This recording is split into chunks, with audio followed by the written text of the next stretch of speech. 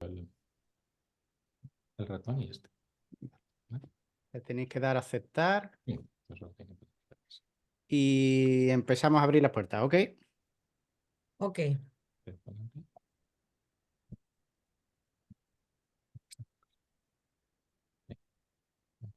Compartir.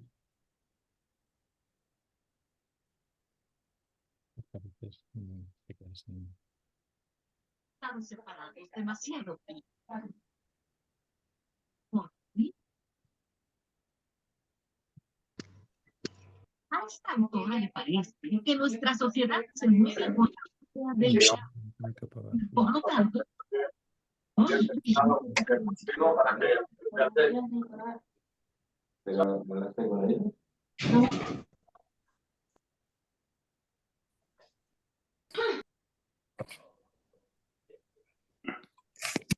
Voy a hacerte la infusión.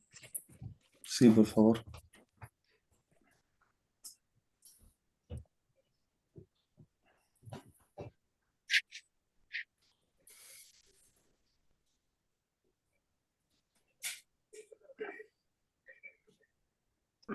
Vale, ya van entrando.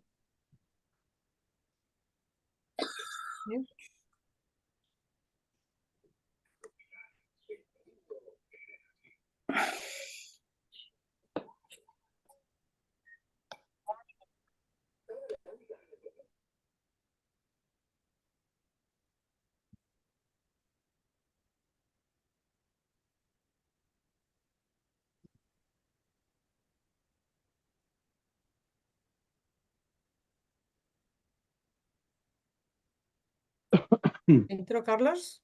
Sí, están entrando. Juan Manuel, creo que se te ha... Ahora. Sí.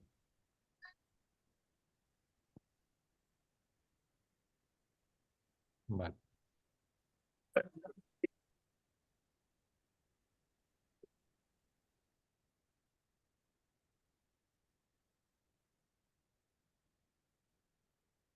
Bueno, cuando quiera. Pues buenas tardes a todos y bienvenidos una tarde más, un jueves más, a una de nuestras jornadas de formación. Me vais a permitir que me presente porque no sé si muchos de los seguidores de esta jornada saben quién soy. Hoy no está con nosotros nuestra gerente Aurora Baena y lo voy a hacer yo en su nombre la presentación de esta jornada. Para mí es un honor y un riesgo sustituirla, así que no me comparéis, ¿eh?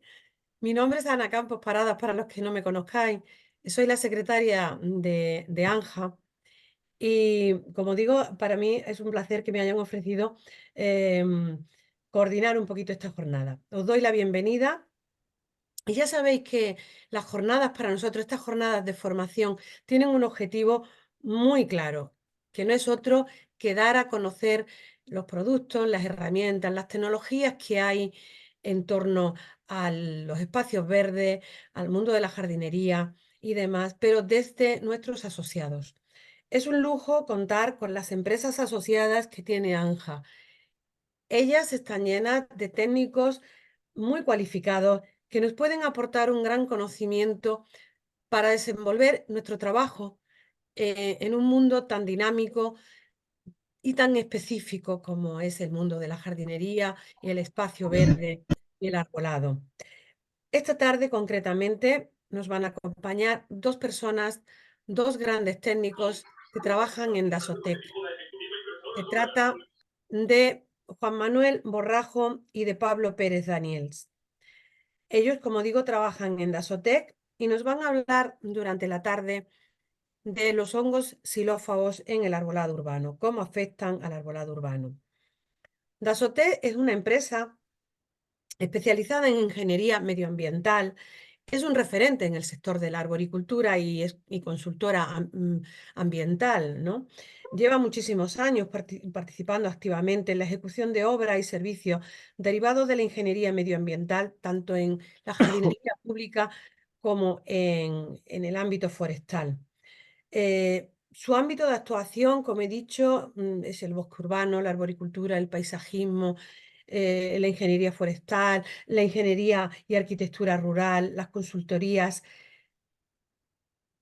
están con un personal técnico increíblemente formado en el estudio de árboles singulares y monumentales. Prueba de ello son las dos personas que nos acompañan. Como he dicho antes, su nombre es Juan Manuel Borrajo, es ingeniero de montes. Él estudió en la Politécnica de Madrid. Actualmente es el director gerente de Dasotec.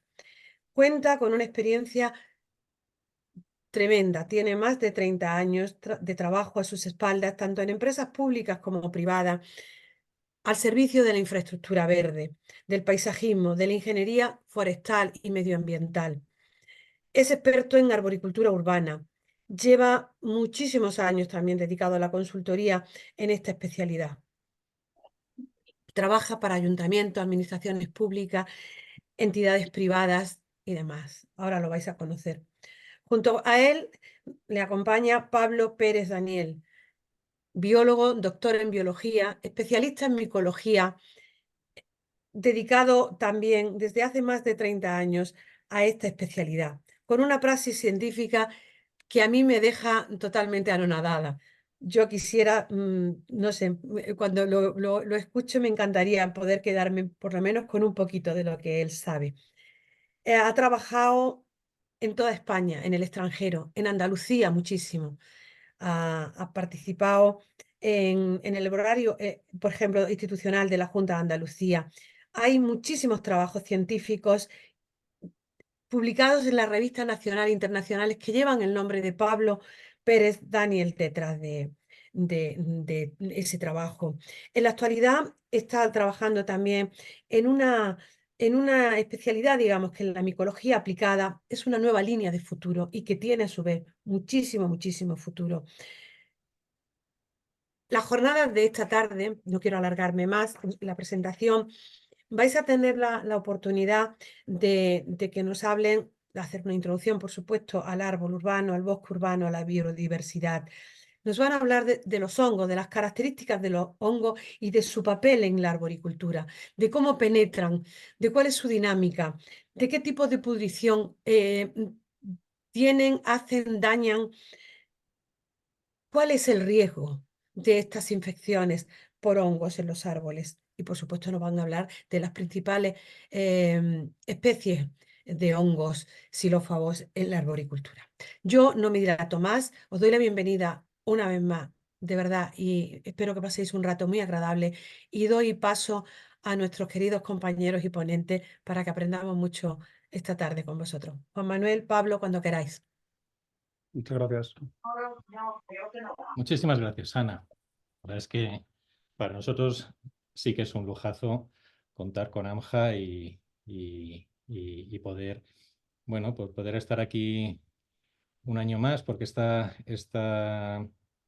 charla, bueno, esta jornada ya la dimos el año pasado y la verdad es que nos encantó poder darla, nos encantó que estuvierais allí para escucharnos y luego para preguntarnos un montón de cosas. Y gracias a esta charla también que realizamos el año pasado, pues bueno, parece ser que hubo algunas iniciativas para dar un curso que a través de AMJA también, que ya supongo que os contarán un poquito más adelante. Esto realmente es bueno, pues es una jornada donde os vamos a explicar un poco, para intentar poner en valor los hongos como un elemento más importantísimo dentro de la biodiversidad y dentro de la arboricultura, de la que sabemos muy poquito y que convendría, la verdad, que pudiéramos profundizar un poco más entre todos.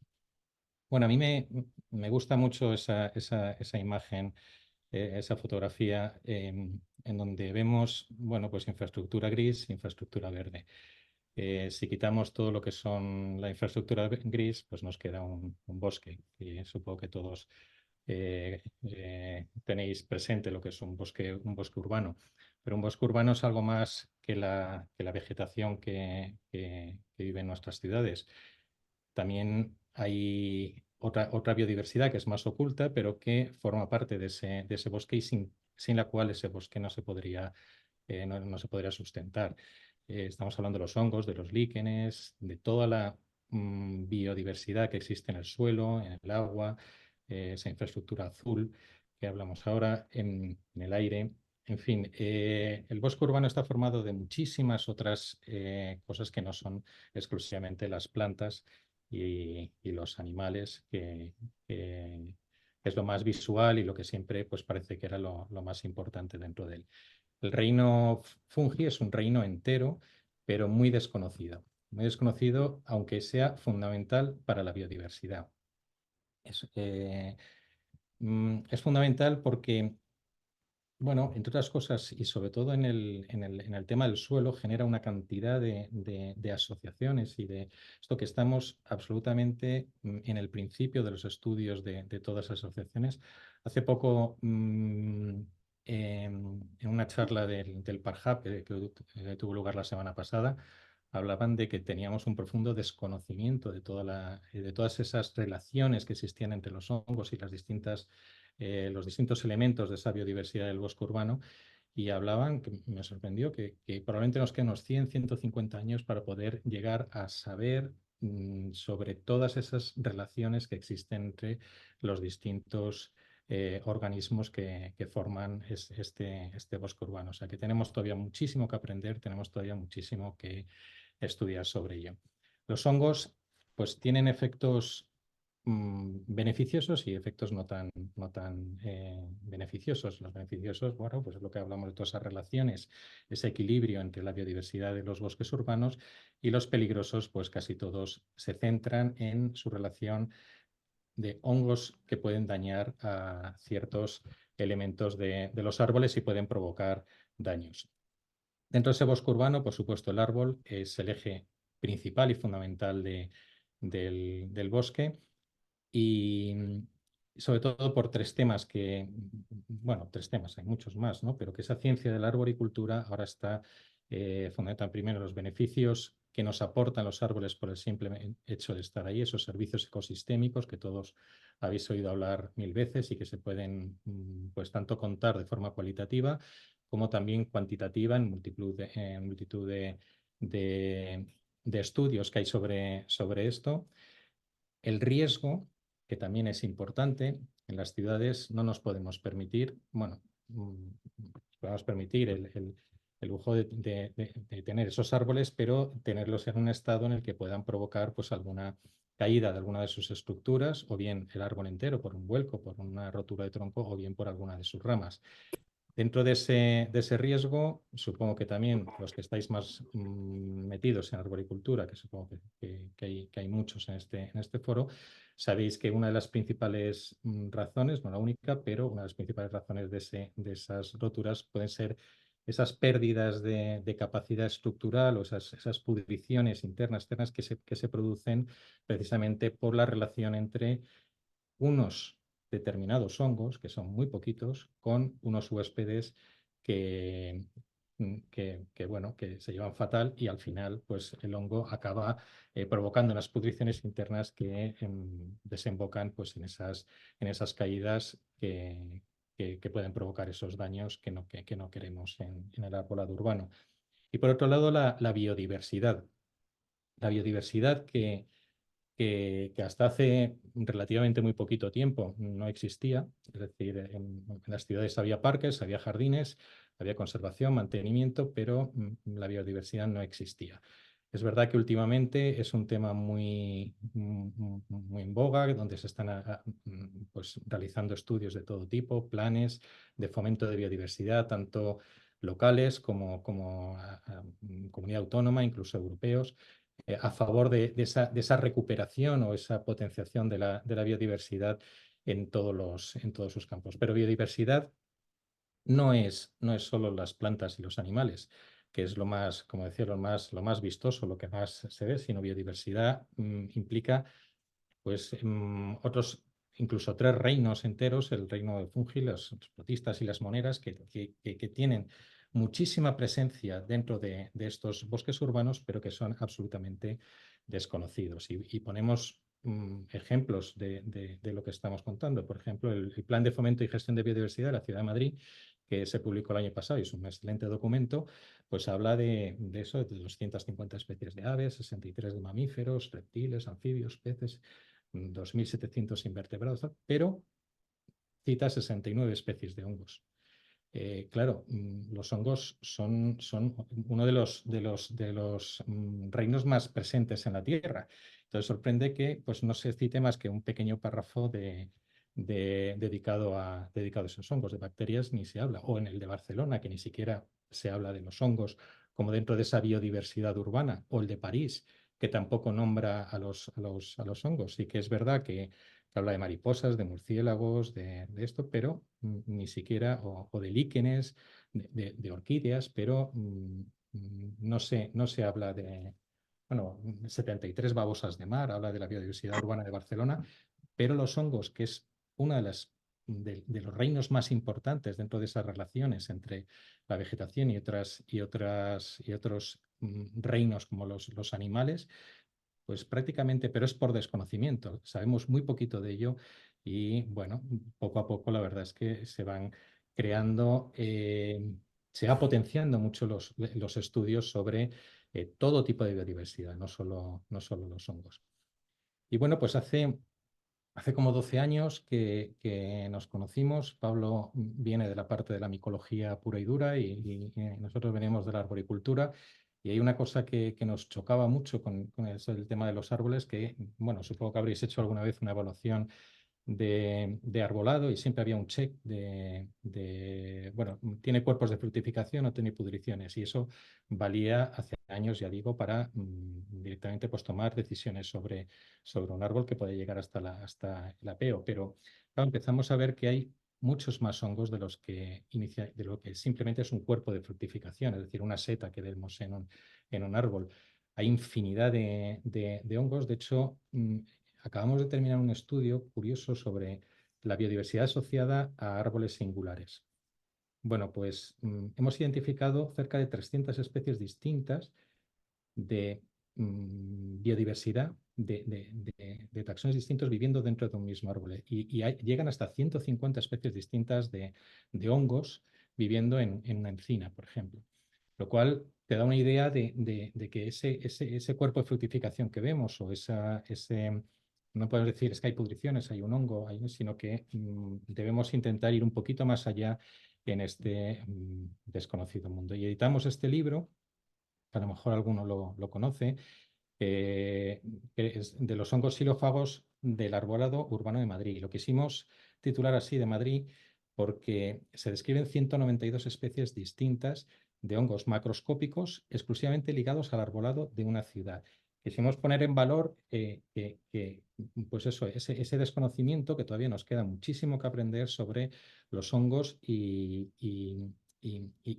la cantidad de especies distintas que existen simplemente en una ciudad y simplemente dentro de los árboles, y solo aquellos que tienen setas. No contemplamos los hongos microscópicos. Bueno, pues esos son, elaboramos 191, una ficha por cada una de las especies, de las que luego, bueno, Pablo va a incidir en las más representativas. Bueno, los hongos, como ya he dicho, es un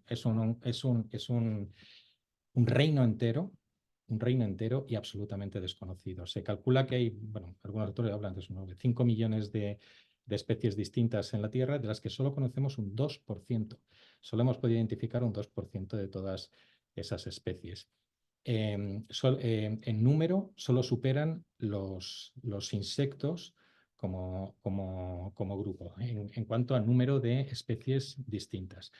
Pero además existe una curiosidad, y es que aparte es el organismo más vivo, más grande del mundo, es un hongo también.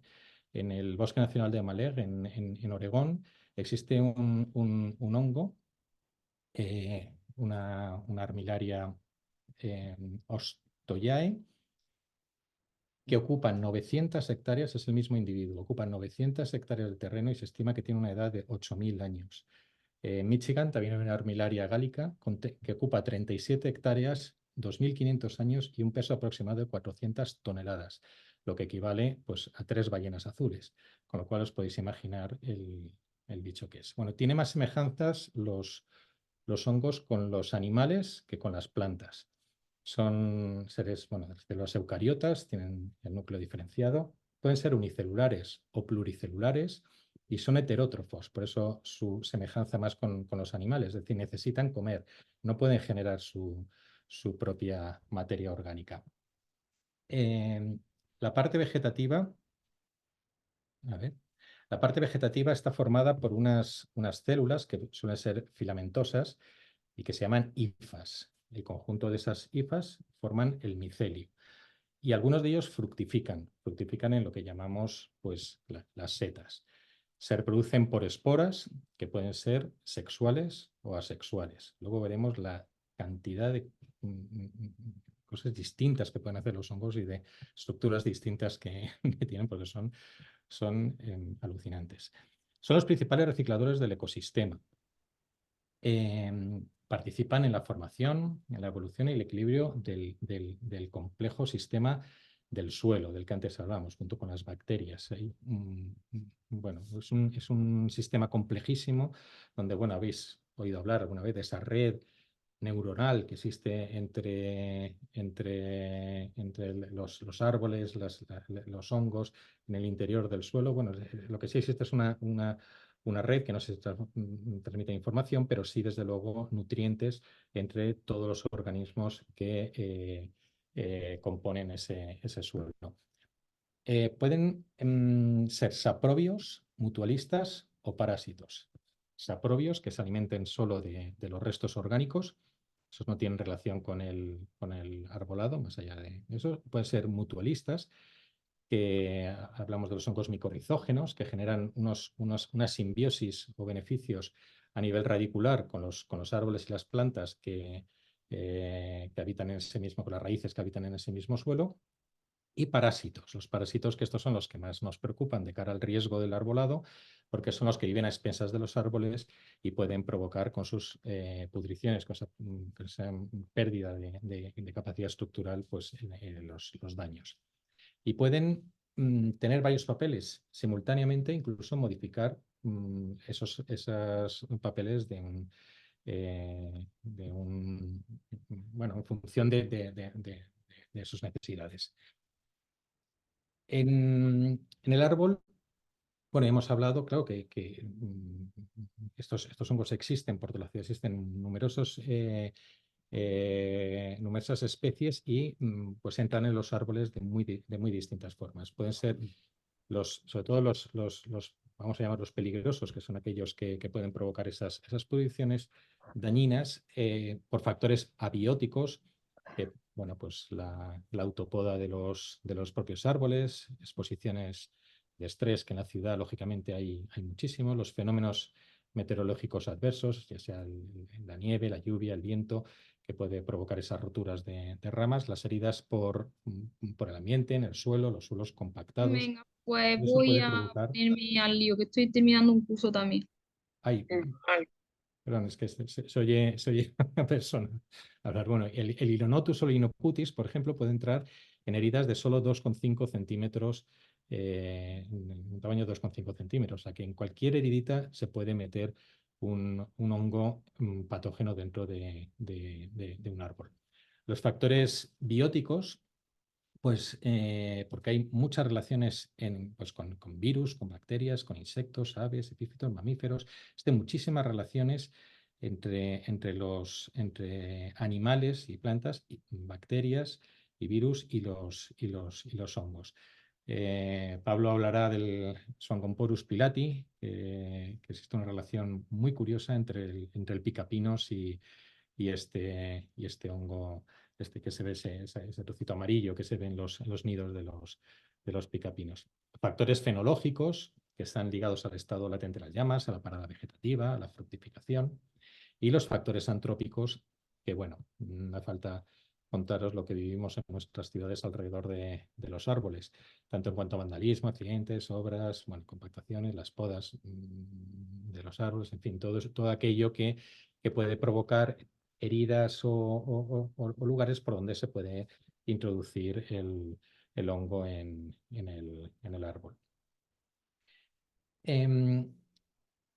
Vamos a introducir un poco el endofitismo, que luego Pablo hablará un poquito más, que es esa capacidad que tienen los hongos, porque no solo están esos hongos que hablamos que pueden alimentarse de la madera y pueden provocar esas pudriciones dentro de los árboles, sino que hay hongos que simplemente viven de forma latente dentro de los árboles. Esa capacidad se llama endofitismo. Bueno, pero eso puede cambiar su estrategia nutricional y a veces pues actuar incluso como patógenos o como saprófitos.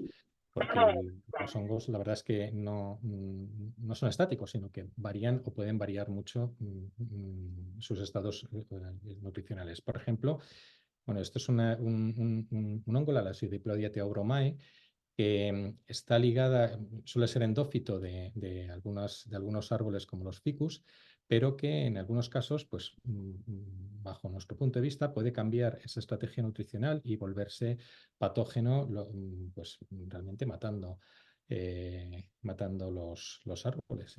Estos son casos por ejemplo, en Canarias, pero se han dado casos en el resto del mundo.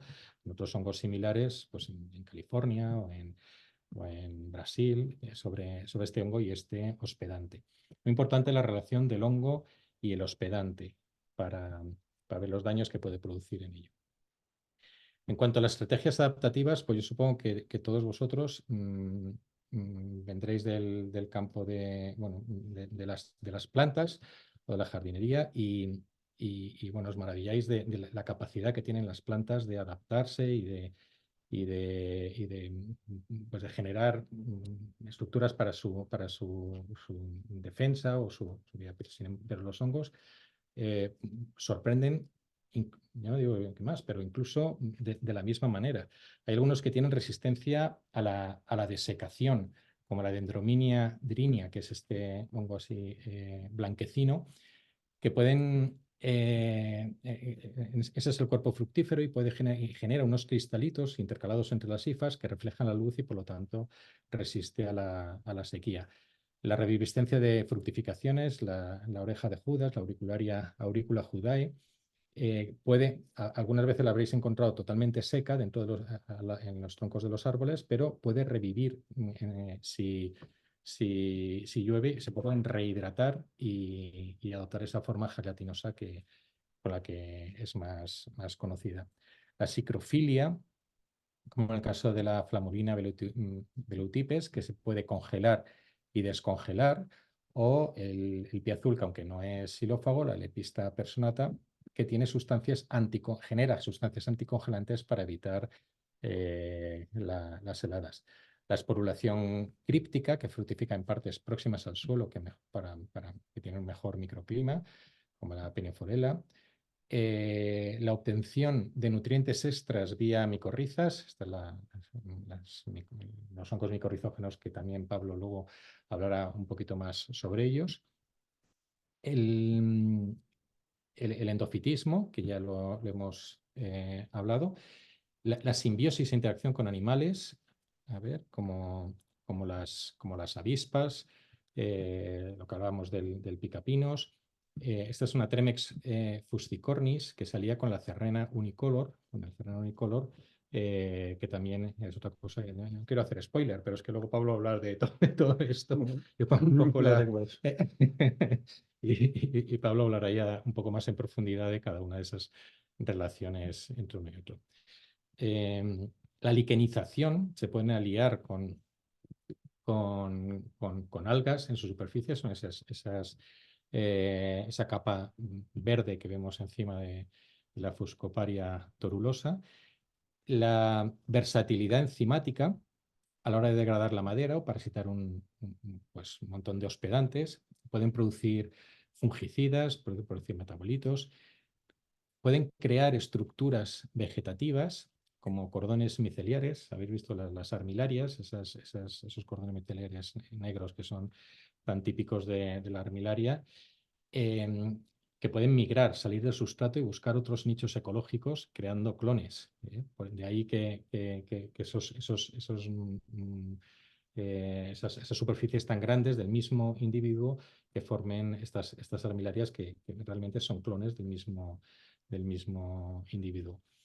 La producción de conidiósporas, clamidósporas, macroconidios, que son esporas asexuales, pueden tener esporas sexuales, asexuales, estados sexuales, estados anamorfos, independientemente de que haya o no fructificaciones. Y luego crecimientos compensatorios, como la reconstrucción de las fructificaciones dañadas. Ese Inocutis levis que vemos ahí abajo, la segunda foto de abajo, pues es uno que partimos a la mitad y prácticamente destrozamos todo el cuerpo fructífero, y a la semana estaba, como veis en la foto, con esa capacidad de regeneración. Bueno, esto solo para indicar que es un mundo con unas capacidades de adaptación brutales al medio y de supervivencia brutales. Pero si nos centramos un poco más ya en esas especies que se han introducido en el árbol y que pueden ser perjudiciales, tenemos varios tipos de pudriciones. Sabéis que las fibras de los árboles parece como un hormigón armado, donde tenemos lignina, que haría de hormigón, y la celulosa, que haría como de las varillas de acero que le dan esa resistencia a la flexión, y el hormigón resistencia a la compresión. Entonces, en función del hongo, lo que degrade, si degrada la lignina, la celulosa o ambos, pues el árbol pierde esa capacidad o bien a la flexión o bien a la compresión, y puede ser más o menos peligrosa su fractura. La pudrición blanca primero degrada la lignina, que es ese trocito marrón que se ve ahí en la foto. Y luego, en algunos casos, luego la celulosa, o si no, la celulosa. Entonces se forma una madera blanca, fibrosa, muy dúctil al inicio y que tiene muy poquita capacidad de aguantar la compresión. Rompe con mucha facilidad. La pudrición parda, que al revés, es aquella que primero degrada la celulosa, y por lo tanto se quedan esos cubos, que lo habréis visto algunas veces, esos cubos marrones, que es realmente la lignina, que aguanta pues muy poquito la flexión, y también parte con relativa facilidad. Y la blanda, que se forma una madera muy pajiza, frágil, donde degrada la celulosa y parte de la lignina, quedando pues, una pasta blanca que también, si tenéis ese contacto con la arboricultura, con los árboles, pues lo habréis visto también con facilidad. Bueno, hablamos de que la dinámica de biodegradación, al igual que comentábamos, que dentro de los árboles estamos viendo que hay pues muchísimas especies distintas de hongos viviendo dentro viviendo dentro de ellos, pues cuando se comienza un proceso de degradación, de pudrición, generalmente es un hongo el que provoca o el que empieza con todo eso, pero luego existe un cortejo de muchos hongos que van degradando y pudriendo esa madera. De hecho, hay estudios donde en madera que se descompone, madera de descomposición, sobre un tronco que duró 12 años esa descomposición, se hizo un estudio donde se detectaron hasta 340 taxones distintos, entrando uno detrás de otro para degradar ese tronco, degradar esa madera. Se van creando nuevas formas, se van creando nuevos estados de esa madera que permiten la entrada de otros hongos que van pues, provocando ese avance de la descomposición. Hay otros experimentos hablando de una sucesión de 104 especies distintas en pino silvestre, o 120 especies distintas de hongos en Picea avis. Pero vamos, lo importante es que no es solo uno, sino que realmente suele haber uno que sea pero existe un cortejo de hongos que provocan o que aceleran o retrasan esa pudrición. Un relevo de especies. Bueno, cuando tenemos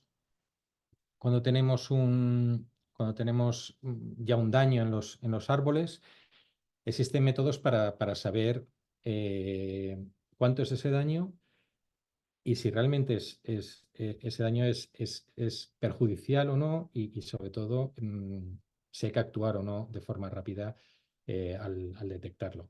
Lo primero, desde luego, es saber la relación hongo-hospedante. Yo creo que es interesante primero determinar qué hongos existen en ese árbol, en qué momento del proceso ese de pudrición se encuentra la estructura donde ya hemos encontrado ese hongo, bien en el tronco, en las raíces o en las ramas. Y hay instrumentos, hay una testificación instrumental que permiten calcular esa posible degradación y ese posible riesgo de una manera cuantitativa, bueno, los resistógrafos, que realmente entra una varilla dentro del tronco del árbol y te permite ver en qué partes pueden existir pudriciones y qué tamaño tienen esas pudriciones para ver si está dentro de los límites o no de esa estática del árbol. Ahí veis un perfil de resistógrafo en la parte de arriba, tomado en el árbol. Veis que hay como una especie como de picos en la parte más de la derecha, que estos instrumentos permiten medir o identificar los anillos de la madera, y por eso tiene esos picos incluso de madera de verano y de madera o sea, madera de primavera y madera de otoño, con distintas durezas. Y luego veis que cae la varilla, es decir, que la resistencia a la penetración es distinta cuando entra dentro de esa fase, o sea, dentro de esa parte podrida del tronco. Con ello podemos identificar, por un lado, cualitativamente y también cuantificar qué parte del árbol está dañada, y lo que decíamos, podemos calcular esa capacidad estática del árbol a soportar ese defecto. Luego están los tomógrafos, el tomógrafo de impedancia eléctrica y el tomógrafo sónico. El tomógrafo sónico genera unas imágenes del tipo ese que está ahí a mano izquierda, que bueno, lo que evalúa es la capacidad física de la madera a través de unos sensores que transmiten sonido entre ellos, y el tomógrafo de impedancia eléctrica, que hace lo mismo a través de unos sensores, pero mide la conductividad interna o la resistividad y eso está muy ligado a la presencia o no de hongos y de su actividad. Por lo tanto, un poco la relación entre todos estos aparatos nos puede dar una idea de qué es lo que pasa ahí dentro cuando no se ve visualmente, y no solo de forma, ya digo, cualitativa, sino también de forma cuantitativa, poder saber si la madera que tenemos restante puede o no aguantar la pudrición. Pero bueno, muy importante también saber, lógicamente, la especie y su relación con el hospedante, que es muy importante. Bien, y doy la palabra a Pablo, porque tampoco tenemos mucho tiempo, que os va a explicar un poco más algunos ejemplos de los hongos más importantes. Vale. Bueno, os pongo aquí en la primera imagen unos códigos que nos van a servir para guiarnos en cada una de las especies que vamos a ir viendo después sobre el tipo de pudrición que tiene, sobre la abundancia, en este caso en el poblado de Madrid, sobre la peligrosidad, con esa especie de señal de tráfico con una exclamación, siendo pues la más peligrosa en cuanto más roja y la más inofensiva cuanto más hacia el verde o hacia el azul. Y vamos a tener también una representación de las partes del árbol, tanto vivas como muertas, en la que el hongo tiene preferencia, porque si bien los hongos, aparte de tener distintos tipos de pudrición, también tienen distintas preferencias, porque la madera de un árbol tampoco es la misma en las distintas partes, ni por grosor, ni por cantidad, ni por densidad, etc.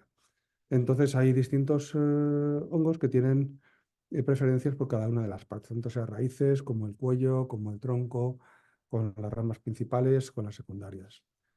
En el libro también incluimos en su momento una clave dicotómica, a ser posible usando en todo lo posible los caracteres morfológicos externos, macroscópicos, que no haga falta tener un microscopio, pero es complicado cuando muchos de estos hongos descomponedores son corticiáceos y externamente no tienen una fructificación muy llamativa, de tal manera que al final, para tener una idea exacta de con qué hongo nos enfrentamos, tenemos que tarde o temprano examinarlo al microscopio.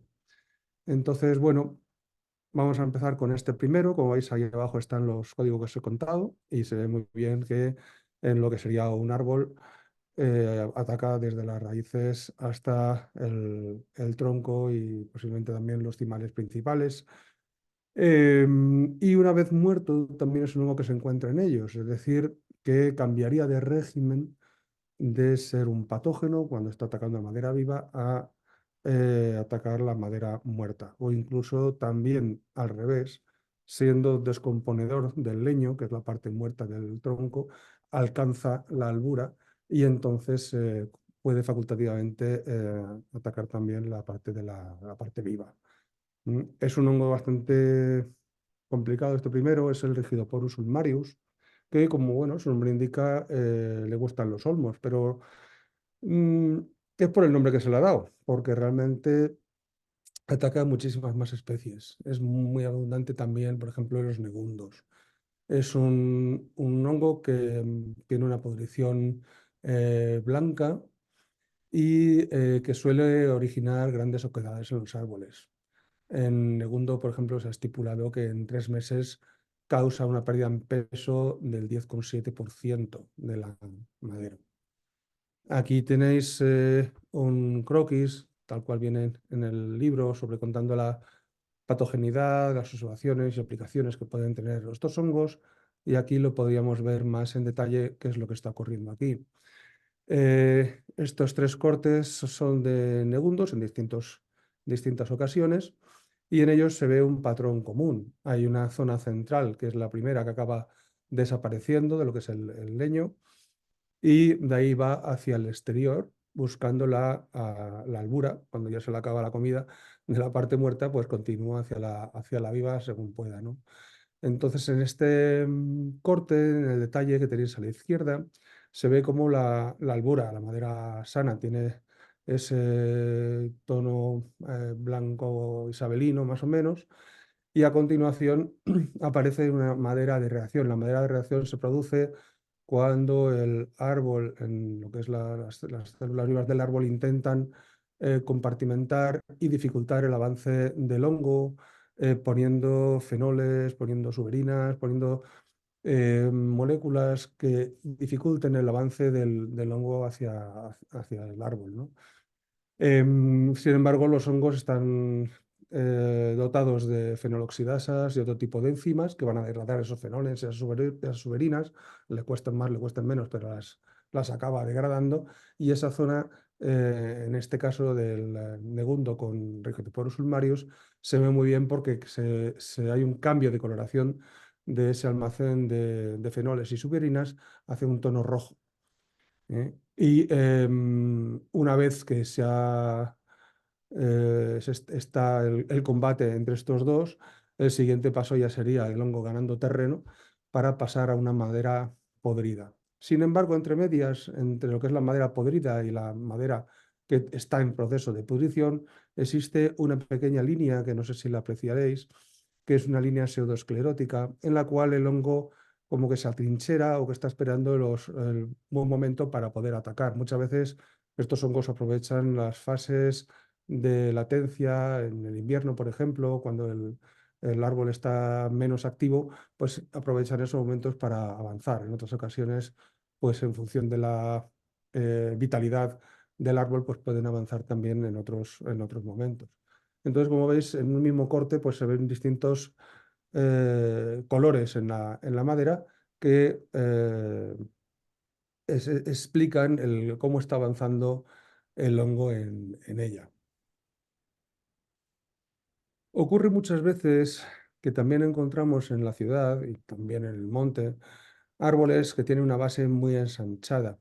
Este Rigidoporus ulmarius también se puede encontrar saliendo en la base de los árboles, y esto se debe a la aparición de una oquedad interna y a la generación de una madera compensatoria, es decir, el peso del árbol está cayendo en esa base, y si esa base tiene una pudrición, pierde resistencia. El árbol de alguna manera es consciente, porque bueno, ya nos dice Mancuso que son más listos de lo que parecen los árboles, y entonces él empieza a generar una madera compensatoria. Aquí veríais un esquema más o menos de cómo funciona el asunto. El árbol, pues claro, al ver que no puede aguantarse a sí mismo, pues empieza a generar madera por fuera para solventar el problema que tiene con un hongo que está creciendo en su interior.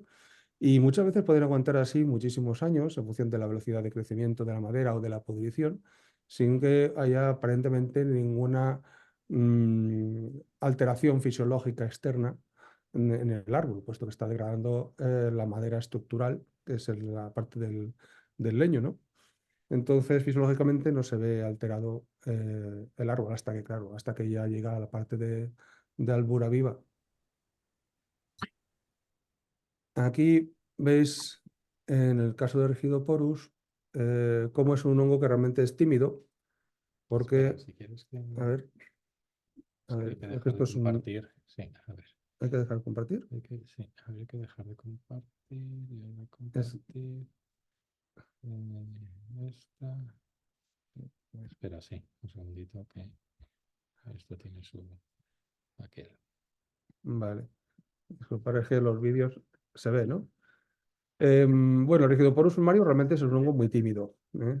Le gusta crecer en la parte interna, donde está la madera muerta, que le es más fácil, porque al no ser madera activa se defiende menos, aunque tiene también acúmulo de sustancias, y crece en su interior, de tal manera que aunque no se vea el hongo por fuera, cuando realmente encuentras una pudrición y algún agujerito pequeñito, o con el martillo notas que hay una oquedad, pues te encuentras luego la sorpresa en su interior.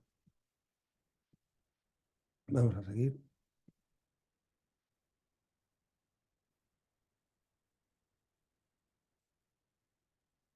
Vale. Vamos a hablar aquí de otro hongo, que es el Inonotus ulmicola. El Inonotus ulmicola es un hongo que es bastante raro. Hasta que no nos hemos puesto a estudiar con detalle los hongos que salían en el arbolado, no nos dimos cuenta de la cantidad de novedades que podemos tener a nivel peninsular o incluso a veces a nivel europeo. El Inonotus ulmicola sí que se conoce de Francia y de algún otro país, y es un hongo que en España es muy raro, porque la mayoría de los hongos que teníamos eran el Ulmus minor, el Ulmus campestris, que son unos árboles en los cuales este hongo no suele aparecer. Sin embargo, en Madrid, a causa de la grafiosis que tuvieron los olmos, se pusieron muchísimos ejemplares de Ulmus pumila, el Ulmus siberiano, en las calles, porque era más resistente o no presentaba estos problemas con la grafiosis. ¿Qué ocurre? Que aunque no tenga problema de grafiosis, sí que es muchísimo más susceptible de ser atacado por este otro hongo, que también, como veis, puede causar roturas tanto de tronco como de ramas. Es un hongo que sale por debajo de la corteza, acaba cayéndose la corteza para descubrir el hongo, y enseguida desaparece, porque es un atractivo estupendo para los insectos. Los insectos, en cuanto aparece este hongo, van allí como locos a comérselo, y también a dispersar las esporas. Y en muy poco tiempo apenas se queda una mancha negruzca que uno no sabe qué es lo que ha pasado ahí. No se diferencia muy bien el himenóforo, no se ven los tubos, no se puede deducir con facilidad que sea un hongo si uno no está un poco al tanto de qué es lo que está ocurriendo ahí. Los inotus son hongos de pudrición blanca, aunque en ocasiones pueden tener una pudrición blanda. Es un hongo bastante frecuente, sobre todo por la presencia de los olmos que hay en Madrid. Y es de los que son bastante peligrosos por el tipo de roturas que ocasiona en los árboles, a veces a gran altura. Este otro es mucho más conocido, también es Inonotus, pero muy diferente del anterior, puesto que este tiene ya un cuerpo fructífero con volumen. El otro es más bien una costra con poros y este ya tiene un volumen bastante apreciable. Y ahí también, hasta que no nos hemos puesto a estudiar este tipo de hongos, casi todo lo que había en Madrid se le llamaba Inonotus ispidus, lo que tenía este aspecto. Un hongo voluminoso, con unos poros más o menos blanco-amarillentos, que al final acaban de color pardo y que exuda gotitas en la parte inferior. Esta exudación de gotitas se piensa que es una estrategia del hongo de drenar el exceso de humedad de la madera. A los hongos sí les gusta la humedad y el calor, que son los factores de crecimiento, pero claro, un exceso de humedad también les quita oxígeno y también tienen que respirar. Entonces, esta es una de las estrategias que tienen los hongos para ir eliminando el agua que hay en el interior de la madera. Y bien, la verdad es que la madera se infecta con facilidad a través de las podas o heridas y penetra primero al interior del tronco, en donde se extiende y progresa degradando la madera longitudinalmente. Llega un momento en que crece de modo excéntrico, buscando la corteza para poder asomar al exterior, y ahí es donde busca una salida para fructificar, y para hacer al mismo tiempo esa fructificación le sirve de pulmón. Es decir, es un contacto con el exterior que le permite oxigenar toda la parte del micelio que está en el interior de la madera y que está sin oxígeno. Bien, degrada también, produce necrosis en la corteza, es muy frecuente encontrarlos en árboles como las sóforas, y produce un chancro longitudinal. A lo largo del tronco hay una depresión de la corteza, a veces con rebordes más o menos callosos, y es un hongo que produce muchísimas esporas. Se ha calculado que unos 30 millones por hora en un cuerpo fructífero de este tipo.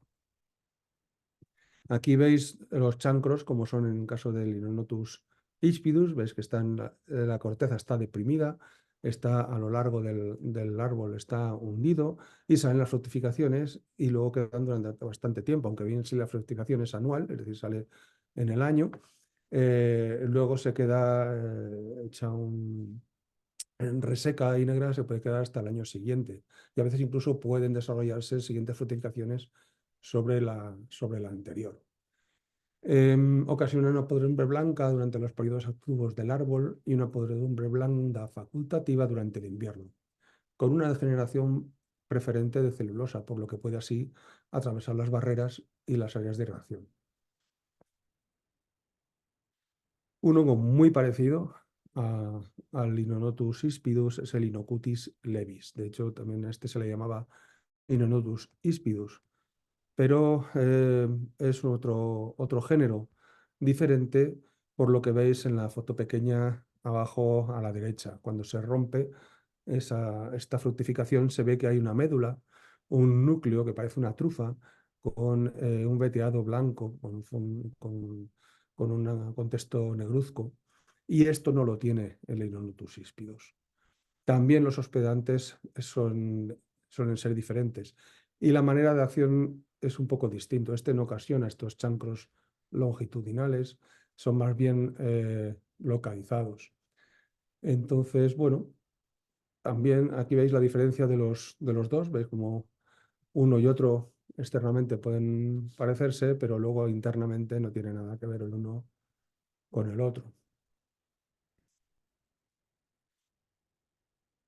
Fijaros, el mismo Inocutis levis, que es una especie que no se conocía de Europa, reacciona de manera diferente según los árboles, y tanto la madera de reacción como la zona de pudrición activa es distinta. Fijaros que en la foto de la izquierda, que es en Ulmus pumila, se ve un color también un poco rosado. No llega a ser el rojo del Regidoporus, pero sí hay una decoloración hacia el rosado, mientras que en los arces la decoloración va verde. Ahí hay una zona verdosa de confrontación del hongo con la planta. Esto también es un vídeo. No sé si Sí, habrá que espera, cambiar la imagen espera, para sí. verlo. A ver. y es para que veáis cómo queda la madera cuando está atacada por este tipo de hongos. No, este no es. No, espera, espera. Se queda muy, muy, muy blanda y es normal que, aquí está, que falle, porque esto es como corcho pan. Eso se hunde por todas partes y fijaros que la madera dura que queda en el borde es bastante limitada. Es decir, la madera residual muchas veces es tan ridícula que no es de extrañar que caigan árboles enteros de gran tamaño, porque es que este hongo se lo va comiendo todo desde dentro, ¿no? Bien, cambiando un poco de tercio, tenemos otro género. Este es el Pheolusa schweinitzi y es un hongo parecido al anterior, pero en vez de salir tanto en la superficie de la corteza, que también puede salir, sale con más frecuencia en el suelo. Y esto se debe a que es un hongo que le gusta especialmente la zona basal, las raíces y el cuello del árbol. Es un hongo también de una fructificación anual y tiene la particularidad de que tiene una pudrición cúbica, con lo cual la capacidad a la flexión se reduce muchísimo y la madera torna quebradiza en poco tiempo. Es un patógeno especialmente importante de los pinos, es donde se suele ver, ¿eh? Produce una podredumbre parda del duramen. Empieza por las raíces y de las raíces ya entra hacia el árbol y se va hacia el tronco. Fijaros, los árboles acaban cayendo con las raíces podridas, incluso aunque ya no esté el árbol, veis cómo están los hongos alrededor de una zona donde estuviera, porque todavía queda madera de raíz o restos de los tocones y sigue componiéndola. Ha cambiado a un régimen saprófito. Ataca el sistema radical de los pinos viejos, pero también puede afectar a otros más jóvenes y transmitirse de unos a otros a través de las raíces. Pues puede permanecer en las raíces durante décadas, sí, aunque cuando ya se haya retirado el tronco infectado. Esta otra de aquí también es muy conocida, es un yesquero, también conocido como casco de caballo. Fomes fomentarius es un nombre más popular que ha tenido, pero actualmente se ha visto que en la parte mediterránea y en la parte más meridional la especie es Fomes incengae.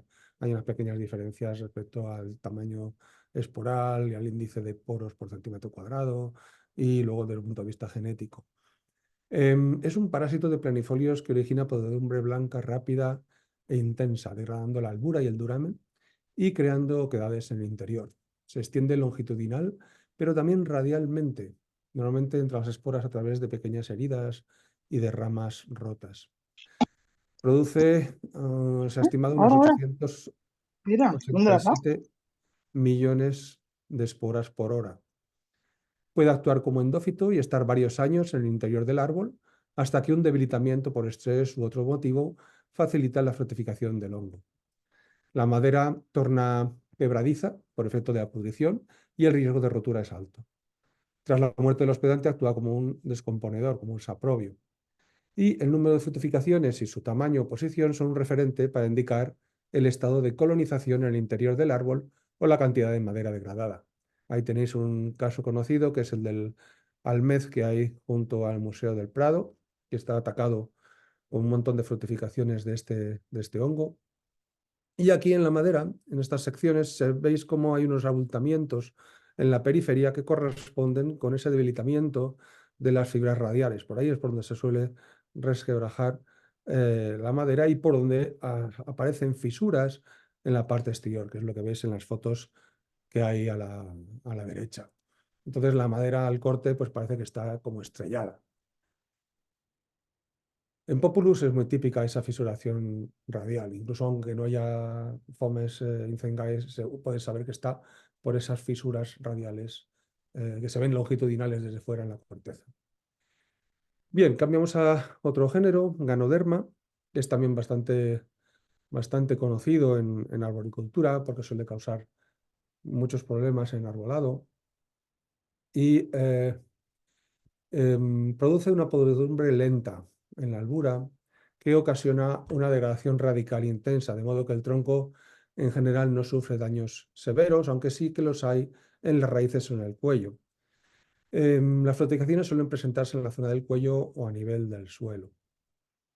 Suele ahuecar el cuello y, al igual que vimos en Regidoporus, ocurre este proceso de generación de madera de compensación en la base con un ahuecamiento, y al final pues llega un momento en que el equilibrio, a pesar de los esfuerzos del árbol por recomponerse, no son suficientes, y debido al peso que tiene por encima de la vela acaban fracturándose por efecto del viento, tormentas, y fijaros cómo se ve ahí las frutificaciones de Ganoderma que delatan que es el que causa ese problema en el interior del tronco.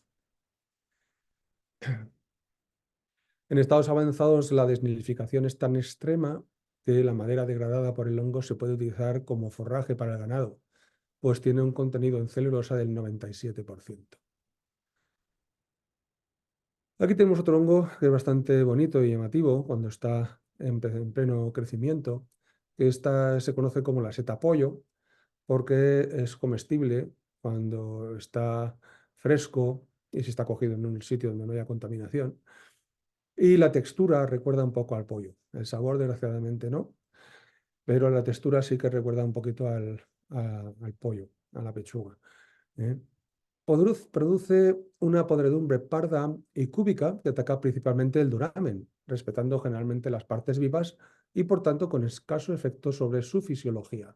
Y por ello no se desarrolla madera de compensación, es decir, que muchas veces aparece este hongo fructificando y el árbol aparentemente no tiene ningún síntoma de decaimiento, porque digamos que el problema viene de la madera interna, la madera que está muerta y que tiene un papel estructural.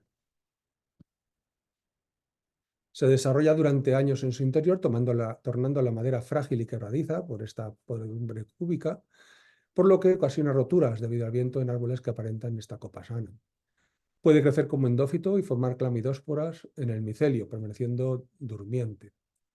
Y actúa como un parásito facultativo. Su presencia está asociada a la presencia de insectos barrenadores. Obviamente, cuando la relación albura-duramen es como la veis ahí, es decir, con un duramen mucho más voluminoso que la albura viva, pues obviamente cuando desaparece ese duramen que está degradando, la rotura es mucho más factible. Pensar, por ejemplo, en árboles como las robinias, que tienen poca albura y mucho duramen.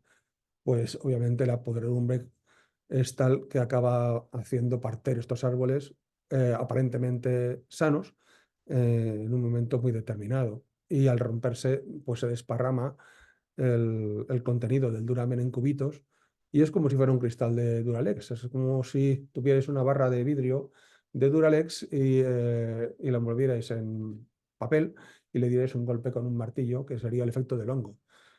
Pues obviamente eso ya no aguanta el peso que tiene por encima, y menos a la flexión, y acaba partiendo de una manera brusca, aunque el árbol aparentemente esté sano. Este es otro hongo que también se conocía bien poco, hasta que nos liamos con él. Solo se conocía una cita de la Universidad de Alcalá de Henares, que es donde hay un buen equipo de micólogos aquí en España, y tenían una cita del 2015 cerca de la universidad, que es un buen campo de experimentación, y es un hongo que está en todas partes, no solamente en Madrid, sino por toda la península. Cuando veo un Populus alba booleana con una pequeña oquedad o un agujerito o algo, he hecho un vistazo y suele aparecer con bastante facilidad. Y además lo persigue, porque no lo he visto todavía salir en otros Populus, ni en el Trémola, ni en el Nigra, ni en los Canescens. Va exclusivamente al Populus alba, y especialmente al Populus alba booleana. Debido a que crecen las cavidades bajo la corteza y en las bóvedas del techo de los nidos de los pájaros carpinteros, sobre todo cuando lo abandonan, es muy posible que actúen como vectores de dispersión e inoculación del micelio y de esporas de estas especies. De tal manera que facilitan la pudrición en áreas nuevas con el taladro cuando están haciendo las oquedades, hacen de inoculadores, de vectores de dispersión, Y el hongo lo que hace es ablandar la madera donde el picapinos va sembrando este hongo, y esa madera más blanda, aparte de ser más fácil para picar y hacer agujeros, al estar podrida, es también más fácil de ser digerida por insectos de los cuales se puede alimentar el picapinos. Así que es un tipo de simbiosis, en realidad, que se puede dar entre este hongo y el pájaro picapinos. En muchísimos agujeros, como veis en las imágenes de picapinos, se pueden ver estas bóvedas de la parte superior de los nidos llenas de himenóforo de estos hongos. Incluso cuando están abandonados y aparecen las telarañas se tiñen de ese color amarillo mostaza que delata las esporas que se están produciendo ahí. Los efectos suelen ser devastadores porque la madera, que tenéis en la foto, en la imagen arriba a la derecha, queda como si fuera un mantecado. Puedes cogerla en la mano y estrujarla, e incluso rezuma líquido, y queda muy, muy, muy blanda. Es un hongo que además tiene una fase asexual que en ocasiones es visible, como esas excrescencias que se ven sobre todo en puntos de uniones donde han tenido antes alguna rama, en alguna antigua horquilla, se ven esas excrescencias que son duras, es de propia madera, como si fuera un chancro también, y que suelen contener elementos del hongo para su reproducción de tipo asexual. Este otro hongo es la cerrena unicolor. Es un hongo también muy particular, con una parte de himenóforo formada por poros, a veces un poco laberintiformes. Cuando se da un corte, ahí veis en la imagen abajo a la derecha, tiene una línea negra entre lo que sería la pila y pelis o la superficie del sombrerito y el contexto, lo que es la carne. Hay discrepancias según los autores en cuanto a su patogenicidad, pero sí que produce una pudrición blanca moteada en la que el hongo ataca de modo agresivo el cámion y la albura, pudiendo producir chancros y daños en buena parte del tronco. Si bien hay otros que opinan que es un simple saprófito obligado. Las ramas afectadas pueden romperse con facilidad. Es un hongo que se puede entrar en las heridas y tiene, en este caso, a diferencia del anterior, en vez de un pájaro lo que tiene es un insecto, que es el Tremex, que es una avispa.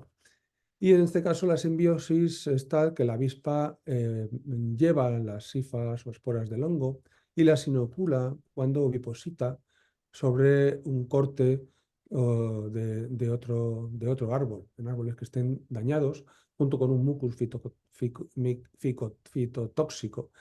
Perdón. Las larvas se arrojan en el cambium y se alimentan del hongo en la madera. También el hongo empieza a degradar esa madera y es más asimilable por los insectos o las nuevas, digamos, las crías de estas avispas que se van a alimentar de él.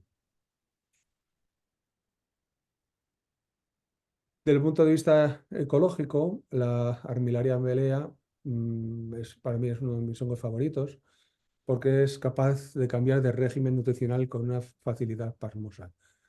Actúa como parásito agresivo en cientos de especies de árboles planifolios, además es un polífago, tanto coníferas como arbustos, o incluso puede atacar a otros hongos. Y como saprobio puede descomponer los restos de madera muerta.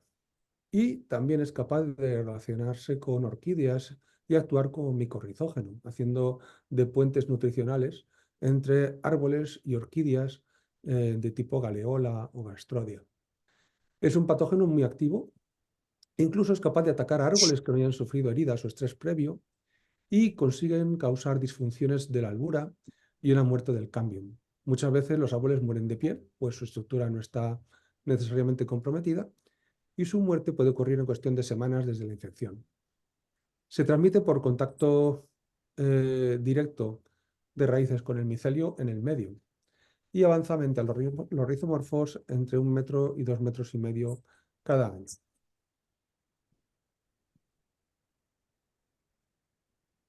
Al principio los filamentos son finos, pero al llegar al cámbium forma una lámina de micelio que se va extendiendo por debajo de la corteza. Con el tiempo acaba desarrollando unos rizomorfos negros, que son los que tenéis en la imagen pequeña, que ya son para búsquedas a larga distancia. Y estos rizomorfos pueden incluso atacar a plantas anuales si en su desplazamiento no encuentra árboles. Con lo cual, vamos, es un crack. En zonas de claros puede seguir avanzando, parasitando a todo tipo de plantas. Produce una pudrición que puede ser, según le convenga, blanca o blanda, y ataca preferentemente la parte basal, tanto lo que es el cuello como las raíces. Aquí tenemos una especie muy abundante también en el bosque urbano, que es el Coprinellus micaceus. Hay bastantes especies que se parecen a ella en función de las esporas o de la presencia de un tomento amarillento en la base. Y es un hongo que nos llamó la atención porque tiene un carácter endófito. Es decir, en una ocasión tuvimos que revisar un gran ficus en Canarias porque había tenido una rotura hacía, no sé, eran 10 días o 2 semanas, una cosa así. Y al llegar a la rotura vimos que estaba creciendo un cuerpo fructífero justo en la zona del cambio. Entonces, claro, no es que haya llegado una espora volando cuando la madera estaba expuesta y ha desarrollado el micelio como para poder generar cuerpos de fructificación, sino que es que el hongo ya estaba dentro y esa oxigenación en esa parte de la madera, esa exposición al exterior, ha activado a que el hongo produzca las setas y por tanto que pueda favorecer su reproducción de tipo sexual. Este hongo de aquí, si bien es capaz de, la Amphinema visoides, es capaz de degradar madera y humus, es un hongo que también ocasionalmente puede hacer micorrizas. De tal manera que este hongo no solamente no afecta fisiológicamente al árbol, es un hongo pequeño y degrada muy poco a poco la madera o el humus, sino que encima le puede ser hasta beneficioso si puede realizar micorrizas. Y bueno, la verdad es que el hongo tampoco es muy llamativo y se parece a muchos de los otros hongos corticícolas que se pueden encontrar creciendo sobre la madera. Por eso tiene un triangulito azul. Y este hongo que también está creciendo aparentemente sobre las maderas, que seguramente muchos lo habréis visto por la calle, que parece un gajo de naranja estampada contra la madera, en realidad lo que está haciendo ahí es parasitando a otro hongo. Es decir, es un parásito de un hongo que sí que crece en madera. Si os fijáis en la fotografía, la grande, en la parte superior izquierda se ven unas costras de un color lila, también se ve un poquito en la derecha, pues ese es el hongo al que está parasitando este de aquí. Las tremelas mesentéricas. Las tremelas son unos hongos que son patógenos de otros hongos, son micopatógenos. Pero como salen aparentemente sobre la madera, pues también decidimos incluir algunos hongos de este tipo, igual que este de aquí. Este tampoco es xilófago, es decir, no se alimenta de la madera, no degrada madera, pero sí que es un hongo patógeno, en este caso de los enebros y también de las rosáceas. Tiene un ciclo de vida un poco complicado, pero se alimenta de las células, del interior celular, de la savia, etcétera, pero no degrada la madera como tal. Pero como claro, aparentemente también salía sobre madera, pues también lo decidimos incluir, sería como un par de excepciones de lo que serían los hongos xilófagos. Y para que veáis otro tipo de morfologías de hongos xilófagos, pues os he traído un ascomiceto, la Peciza varia, que se suele ver con bastante facilidad en restos orgánicos como serrín, en alpacas de paja, en compost, pero también en cortezas y en tocones. También se puede encontrar en madera trabajada, como vigas y muebles en lugares húmedos como las bodegas o las minas. Y bueno, se ha aislado este hongo a partir también de ramas vivas de pino, por lo que tiene un estado endófito y por lo tanto, según algunos autores, es potencialmente un patógeno de debilidad que queda latente en la madera esperando una situación de estrés.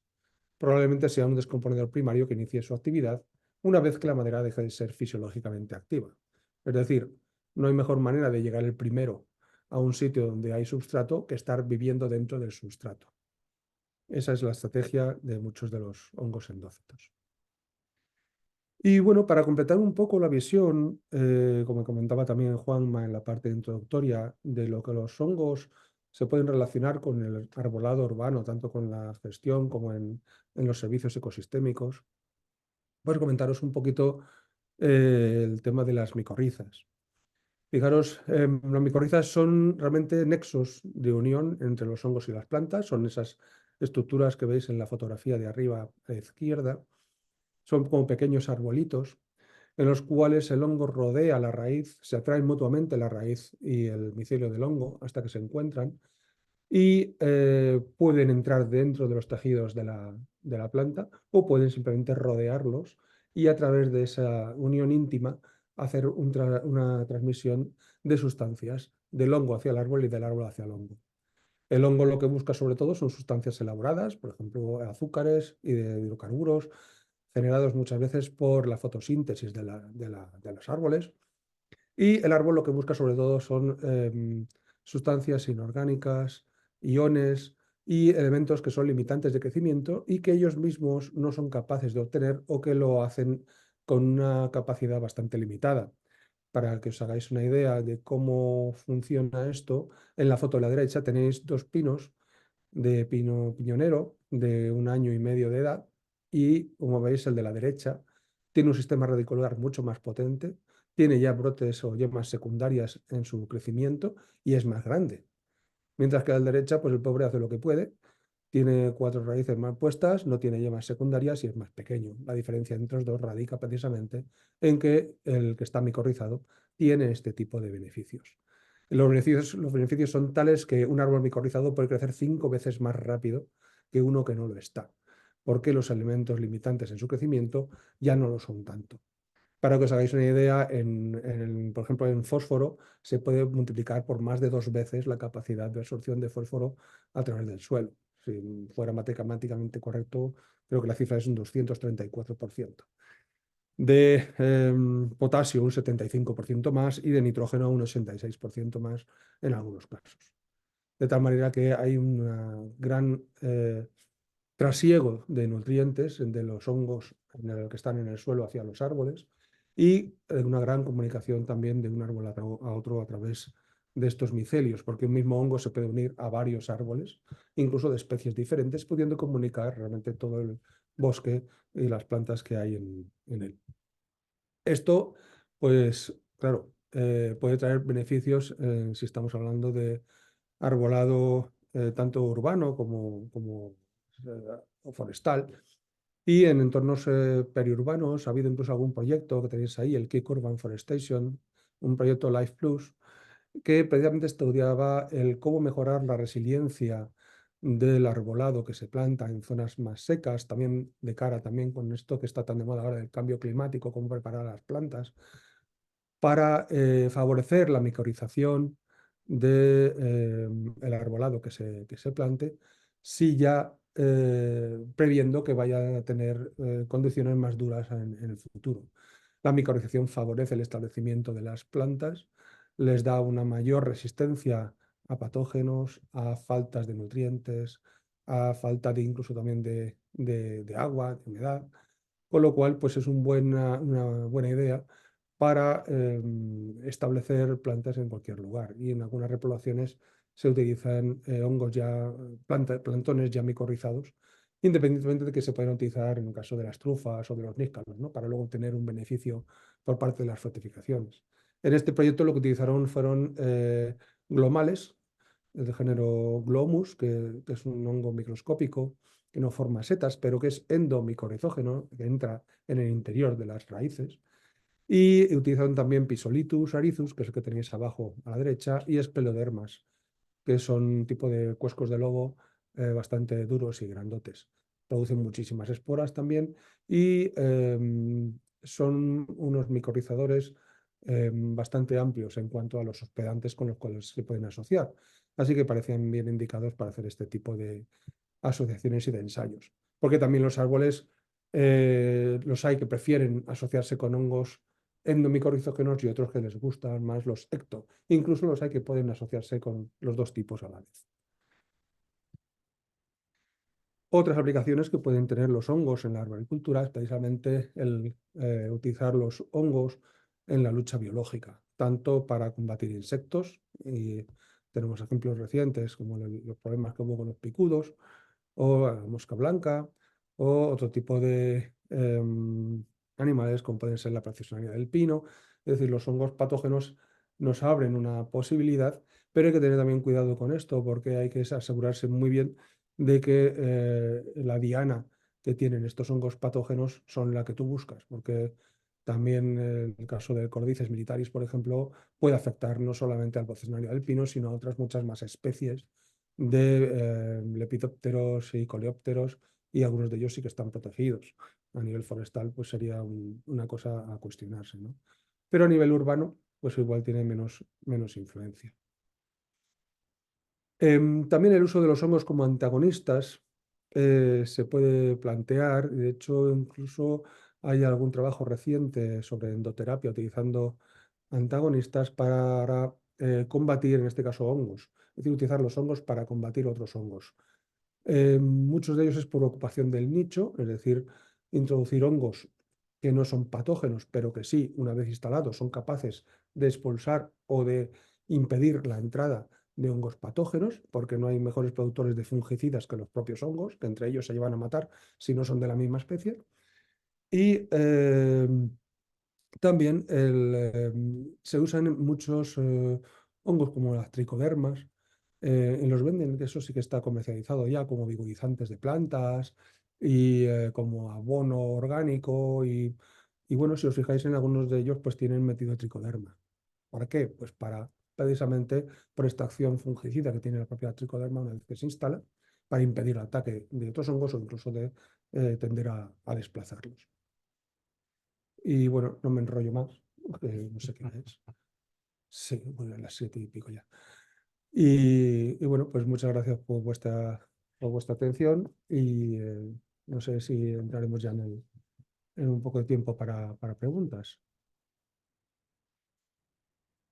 Sí, hola. Muchas gracias, Pablo y Juan, que como te hemos escuchado antes, sí, podemos abrir el turno de preguntas en el chat. Así que, señores, señoras, lo que quieran ustedes preguntarle a nuestros dos técnicos especialistas que lo han demostrado con creces en sus charlas, pues este es el momento.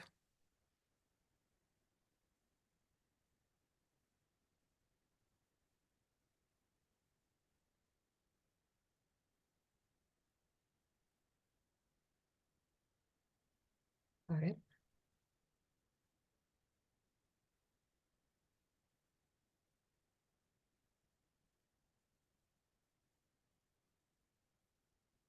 ¿No tenemos preguntas? Hay algunas preguntas por el chat. A ver, ¿podéis acceder a verlas? Sí, estamos viendo, a ver, ¿cuál es la primera? ¿Cuáles son las estrategias de lucha preventivas? ¿La endoterapia es eficaz? Bueno, depende. Estrategias de lucha, la verdad es que hay pocas. Normalmente cuando un hongo está instalado es muy difícil de expulsar. Normalmente ya se ha hecho fuerte cuando ya el árbol empieza a presentar síntomas. Es complicado y si es eficaz suele ser bastante costoso. Entonces hay que valorar también ese apartado. Es mucho más fácil intentar prevenir, hacer acciones preventivas por el tema de las heridas, de la eliminación de ejemplares enfermos que estén junto a otros sanos, que no queden raíces que puedan contactar con ellos.